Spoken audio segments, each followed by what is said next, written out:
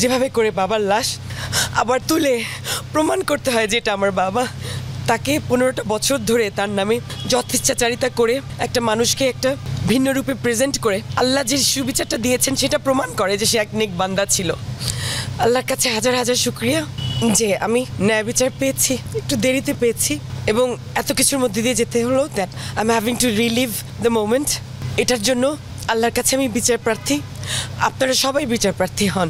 যে অন্যায় হয়েছে আমাদের সাথে 15টা বছর এবং যেভাবে করে একটা মেয়ে বাবার লাশ বুকে নিয়ে পালিয়ে যেতে হয় এবং যেভাবে করে বাবার লাশ আবার তুলে প্রমাণ করতে হয় যে এটা আমার বাবা, আল্লাহ যেন এইসবের মধ্যে দিয়ে কোনো একমাত্র কলিজার টুকরো মেয়েকে আর না যাওয়ায় বাংলাদেশের এই কলঙ্কিত ইতিহাস যেন একেবারে মুছে যায়। আপনারা সবাই প্রতিজ্ঞা করুন, দোয়া করুন। আমি আপনাদের সবার কাছে কৃতজ্ঞ।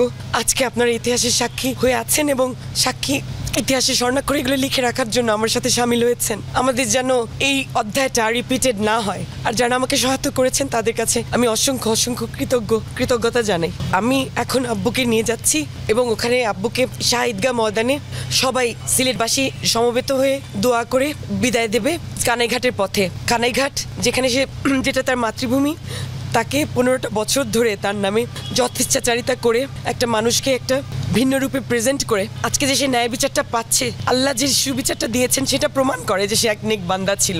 আমি আপনাদের সবার কাছে কৃতজ্ঞ। আমি দেশের নতুন সরকার ব্যবস্থার কাছে কৃতজ্ঞ, যে বাচ্চাগুলো জান দিয়েছে, প্রাণ দিয়ে এই মুক্ত দেশ এনেছে, তাদের কাছে আমি কৃতজ্ঞ, তাদের পরিবারের কাছে আমি কৃতজ্ঞ। বিএনপি নেতাদের হয়তো আপনারা কাউকে দেখবেন, আমি তো পুরোপুরি আমার নিজের একটা যুদ্ধ, সেগুলো রাজনৈতিক বিষয় নয়। উনি আমার বাবা, সিলেট থেকে আমাকে অনুব্রত তারা টেলিফোন করছেন, আমার খোঁজ নিচ্ছেন সিলেটের নেতারা। ঢাকার নেতাদের ব্যাপারে আমি জানি না, কারণ আমি আসলে নিজেই সব কিছু থেকে আগে একটা দুঃখজনক সময়ের মধ্যে দিয়ে যাচ্ছি। সবার সাথে কথা বলার মতো অবস্থাও আমার নেই।